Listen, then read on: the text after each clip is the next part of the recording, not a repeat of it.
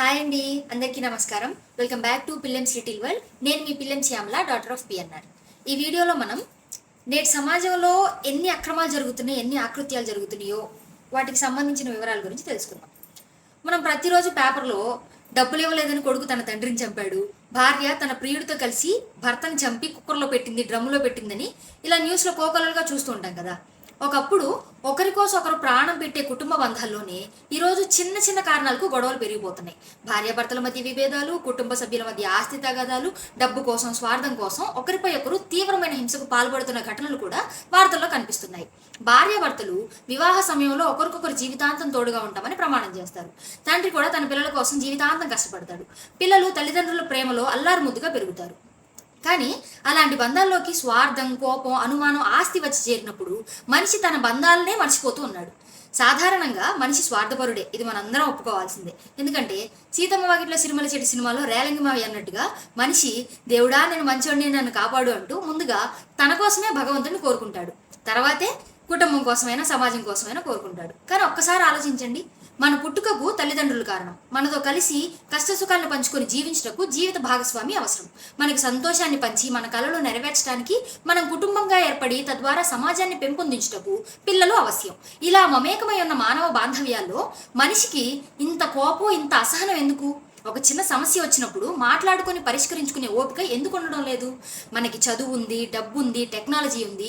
మనకు కావాల్సిన వాళ్ళు ప్రపంచ నలుమూలల్లో ఎక్కడున్నా క్షణంలో వారితో మాట్లాడేందుకు చేతిలో ఫోన్ ఉంది. కానీ మన ఇంట్లో ఉన్న మనిషితో ప్రశాంతంగా మాట్లాడే సమయం లేదా? సోషల్ మీడియాలో మనకి వేల మంది స్నేహితులు ఉంటారు, కానీ మన బాధను అర్థం చేసుకునే ఒక్క మనిషి ఉన్నాడా? ఈ కాలంలో మానవ సంబంధాలు కూడా అవసరం ఉన్నంత వరకే అన్నట్టుగా మారిపోతున్నాయి. అవసరం ఉన్నప్పుడు ప్రేమ, అవసరం తీరిపోయిన తర్వాత దూరం. నువ్వెంత అంటే నేనెంత అనే పరిస్థితి రావడం నిజంగా బాధాకరం. మనిషి చాలా ఎదిగాడు నిజమే, ఆకాశాన్ని తాకేలా భవనాలు కట్టాడు, సముద్రాన్ని దాటాడు, చంద్రుడిపై అడుగులు వేశాడు. కానీ సాటి మనిషికి యాక్సిడెంట్ అయి పడిపోతే మాత్రం లేపకుండా నుంచొని వీడియో తీసి సోషల్ మీడియాలో అప్లోడ్ చేస్తాడు. నేటి దుర్భర పరిస్థితి, మానవీయ విలువల స్థానం గురించి తెలుసుకోవాలంటే ప్రముఖ ప్రజాకవి, వాగ్గేయకారుడు డాక్టర్ అందిశ్రీ రచించిన వందేమాతరం శ్రీనివాస్ గారు సంగీతం సమకూర్చి పాడిన మాయమైపోతున్నాడమ్మా మనిషి అన్నవాడు అనే పాటను వినాలి. కానీ ఆ పాటను నా గొంతుతో కంటే మా నాన్న గొంతుతో పాడితే ఇంకా బాగుంటుందని నా ఆశ. వీడియో లాస్ట్లో ఆ పాటను నేను వినిపిస్తాను. ముందుగా మనం తెలుసుకోవాల్సింది ఏంటంటే, బంధాలు మనకు ఉపయోగపడటం కోసం మాత్రమే కాదు, మనల్ని నిలబెట్టడం కోసం కూడా. తల్లి ఏ లాభం చూసుకొని మనపై ప్రేమ చూపిస్తుంది? తండ్రి ఏ స్వార్థం కోరుకొని మనపై జీవితాంతం కష్టపడతాడు, పెట్టుబడి పెడతాడు? మన నిజమైన స్నేహితుడు మన కష్టం వచ్చినప్పుడు మనకు ఎందుకు తోడుంటాడు? అక్కడ లాభ నష్టాలు ఏమి ఉండవు, ప్రేమ, మానవత్వం ఉంటుంది.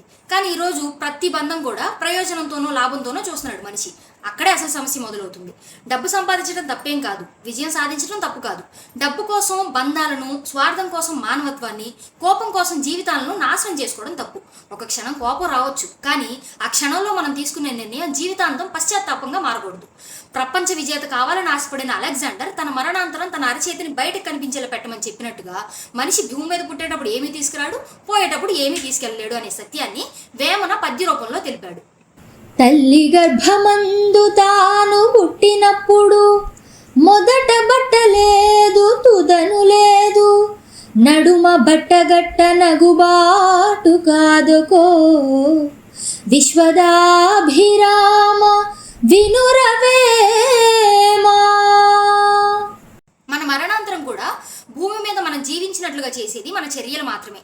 అంటే గాంధీని మర్చిపోలేము, గాడ్సేని మర్చిపోలేము. మన జీవన విధానంలో మనం ఎలా జీవించామన్నదే మన మరణాంతరం కూడా మన చర్యలు అలానే గుర్తుండిపోయి మనం జీవించినట్లుగా ఉంటుంది.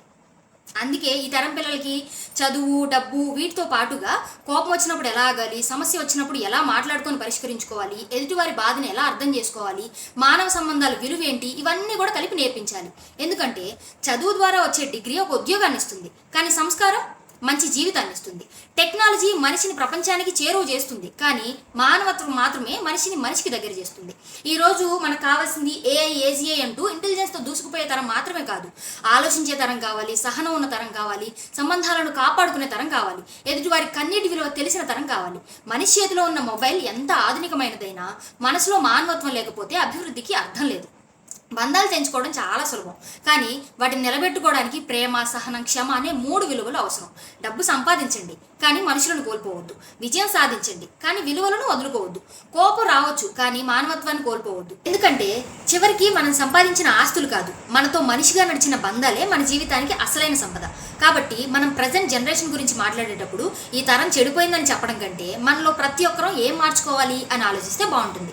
ఎందుకంటే సమాజం అనేది వేరే ఎవరితోనో నిర్మించబడదు, మనందరితోనే తయారవుతుంది.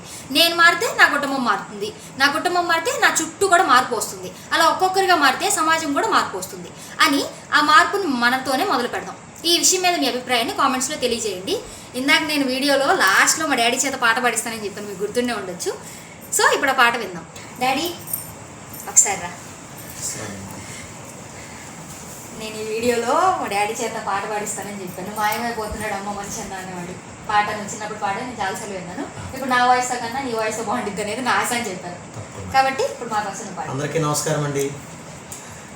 మాయమైపోతున్నాడమ్మా మనిషన్నవాడు, మచ్చుకైనా లేడు చూడు, మానవత్వం ఉన్నవాడు.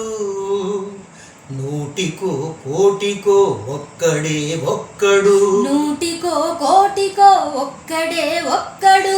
ఏడనున్నడో రాని కంటికే కనరాడు. మాయమైపోతున్నాడమ్మా మనిషన్నవాడు, మచ్చుకైనా లేడు చూడు, మానవత్వం ఉన్నవాడు. డాడీ పాడినందుకు all the best. Thank you. Okay, విన్నారు కదా మా డాడీ వాయిస్ ఎలా ఉందో. మీ అభిప్రాయాన్ని మీ కామెంట్స్లో తెలియచేయండి, నేను ఖచ్చితంగా రెస్పాండ్ అవుతాను. మరో మంచి టాపిక్తో మళ్ళీ కలుసుకుందాం. అంతవరకు సెలవు. అందరికీ నమస్కారం.